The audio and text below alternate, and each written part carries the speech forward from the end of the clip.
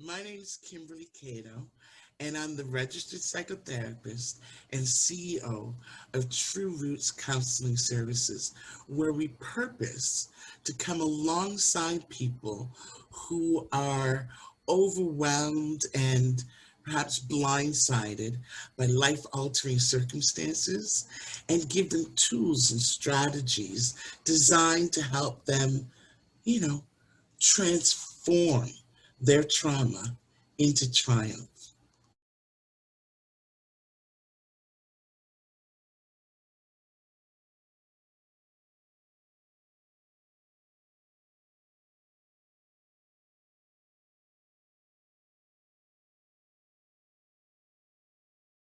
How old were you when you had a racialized educator or authority figure in the school who provided or assisted you with your education?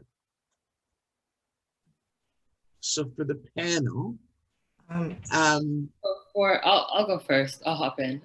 So I went to high school in Halton, Oakville, White Oaks.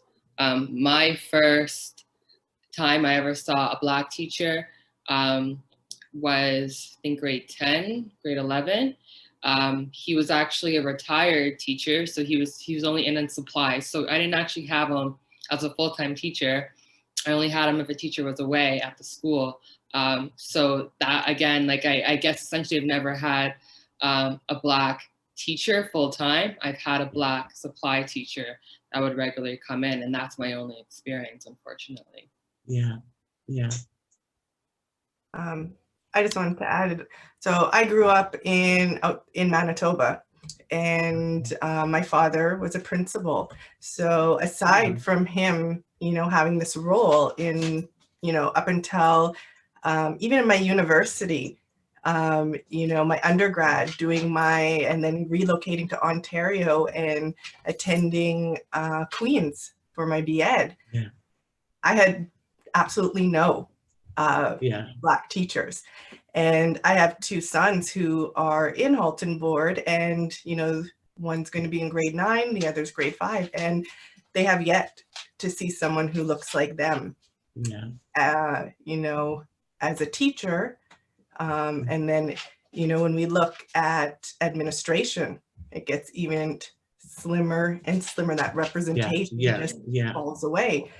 And yeah, one of the things when you're talking about addressing racism and anti-Black racism in the schools is, we have to acknowledge that our schools, we exist in these colonial structures, and we are trying to insert, pieces here and there when we're not looking at it as a holistic, yeah, yeah, the holistic being that needs to be addressed.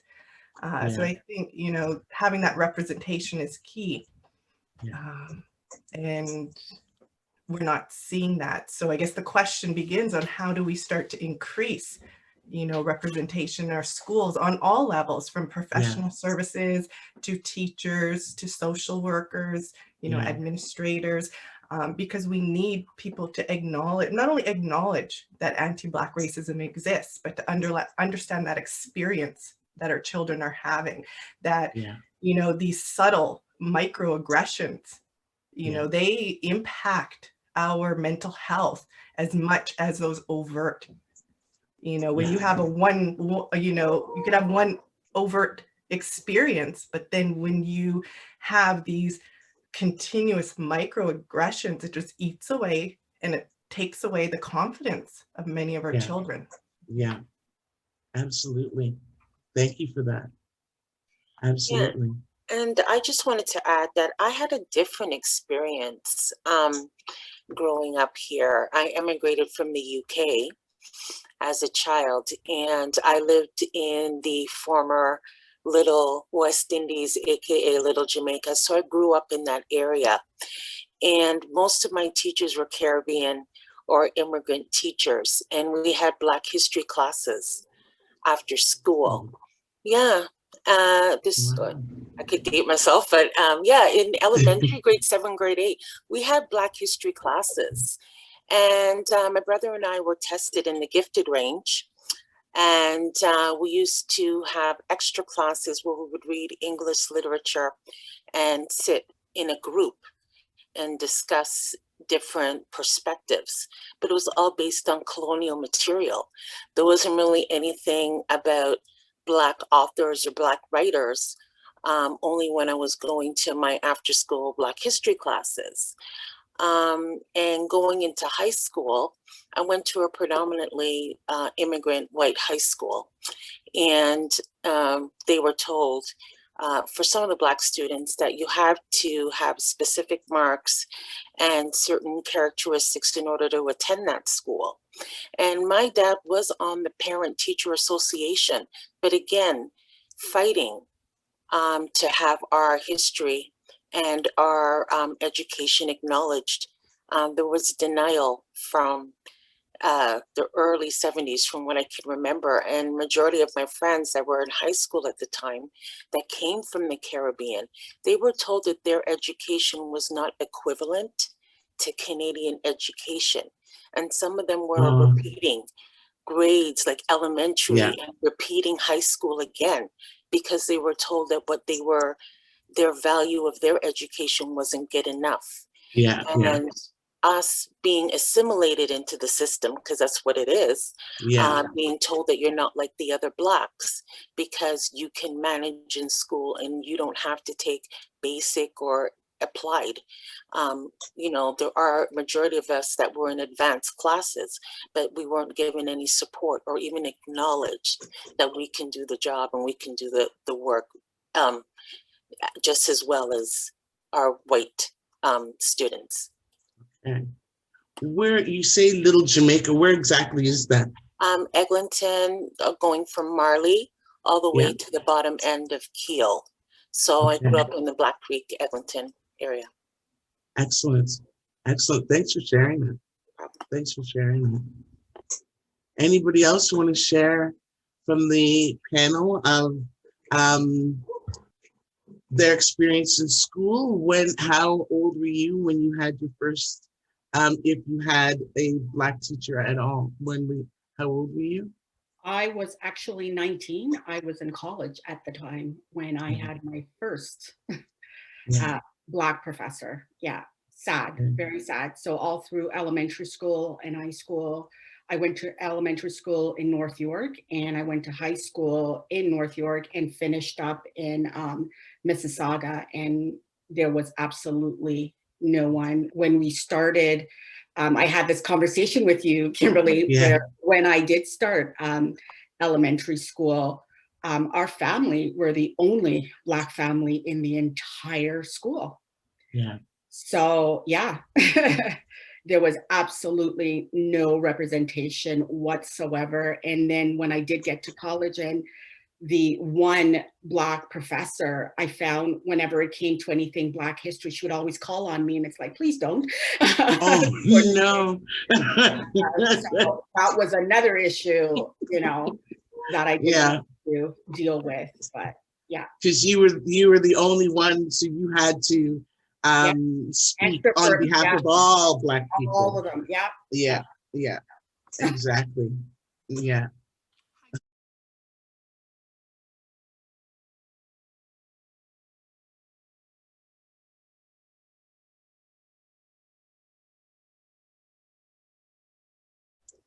Out of all that has happened over, in particular, this last year, out of all that has happened, do you see a light?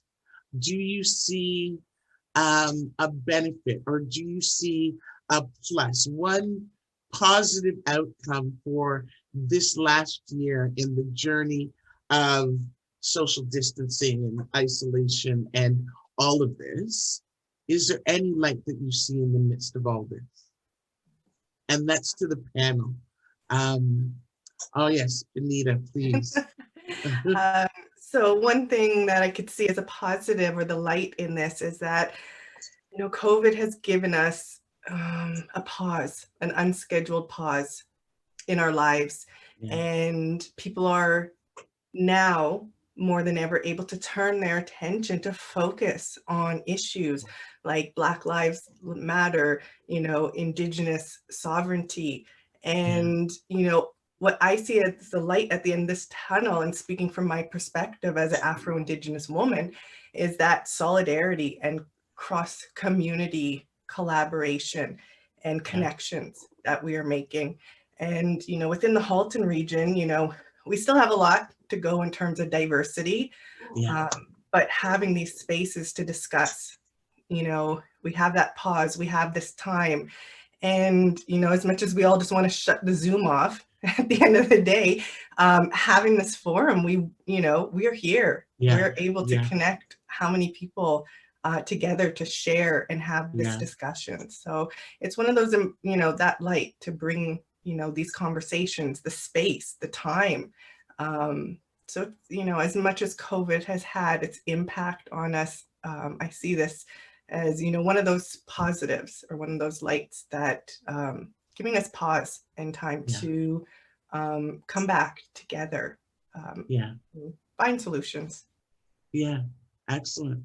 Thank you so much, Benita. Thank you.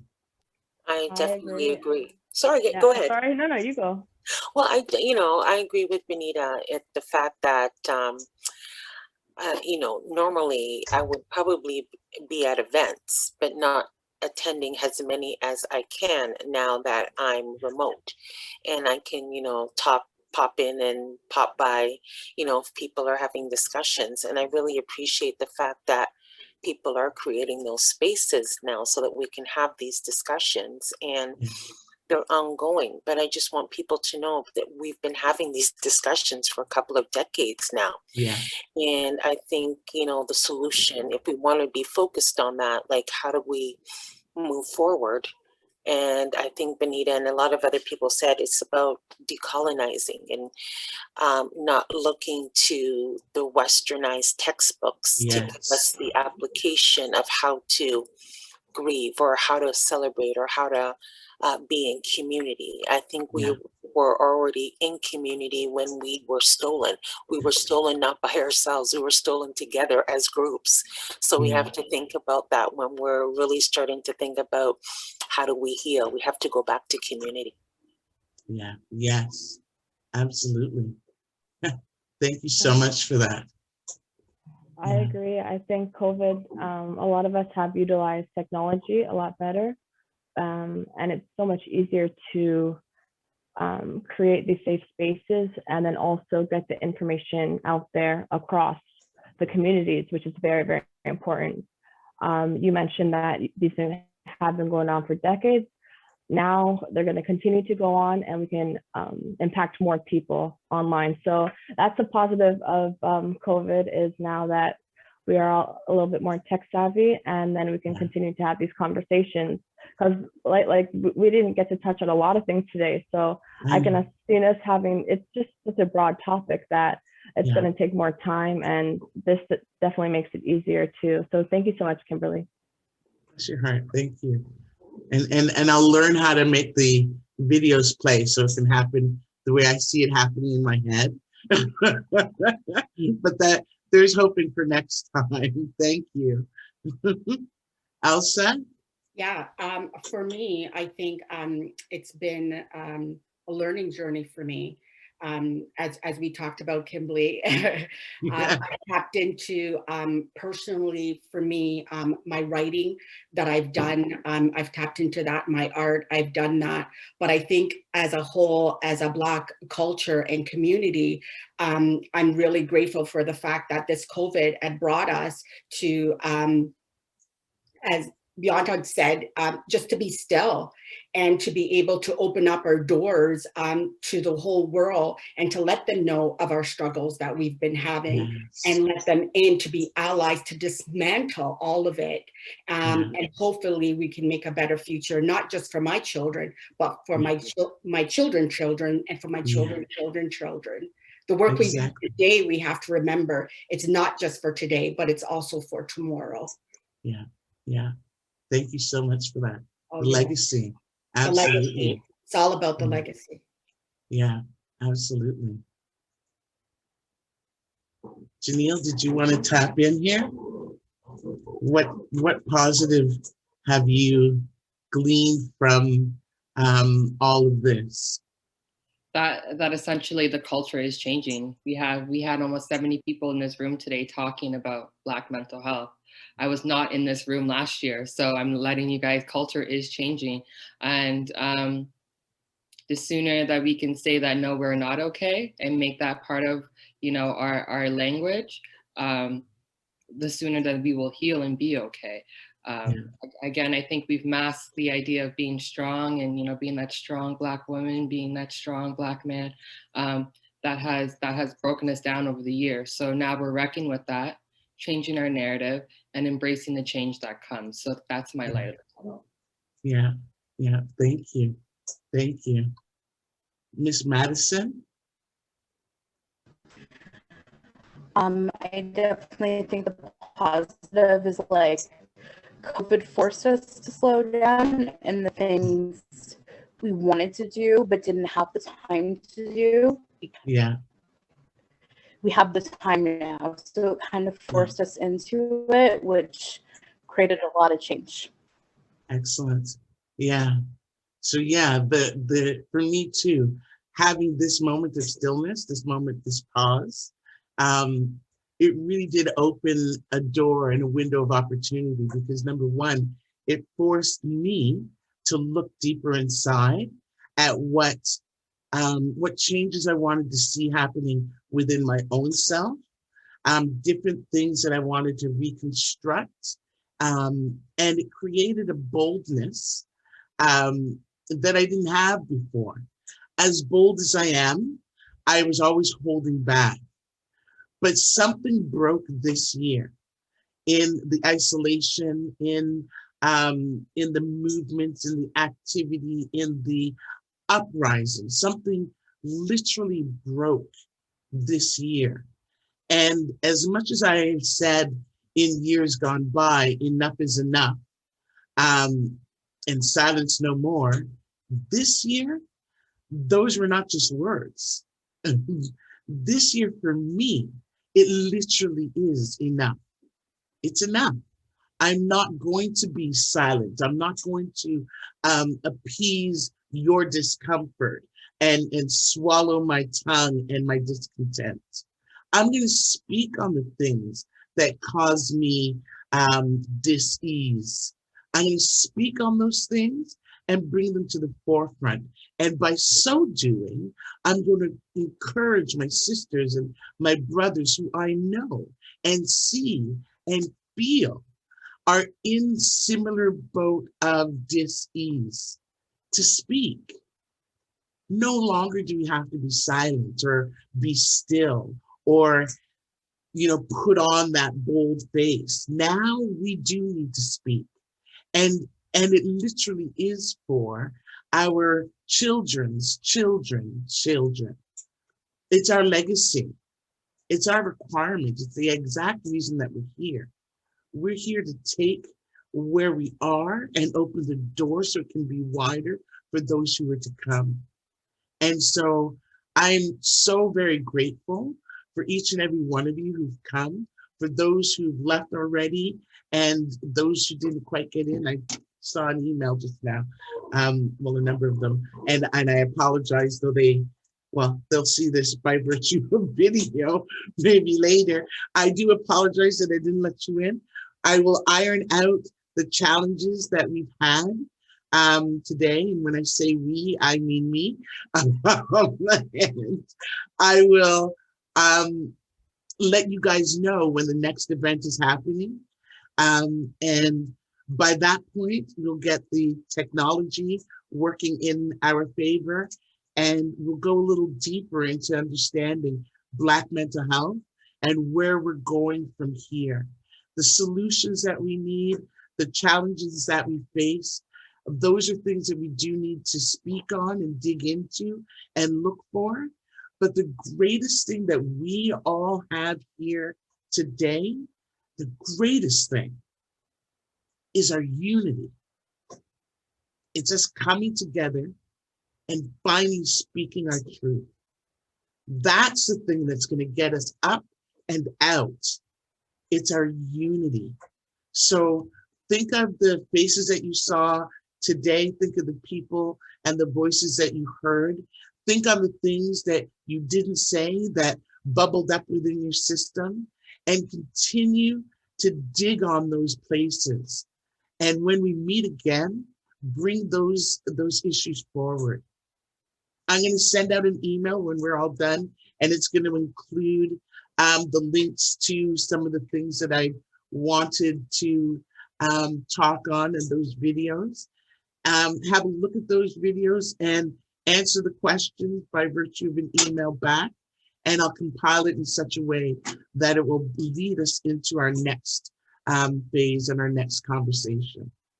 Between now and then, know that you are loved and greatly appreciated, and I'm so extraordinarily grateful that you were here with us this evening. Thank you so very much, everybody.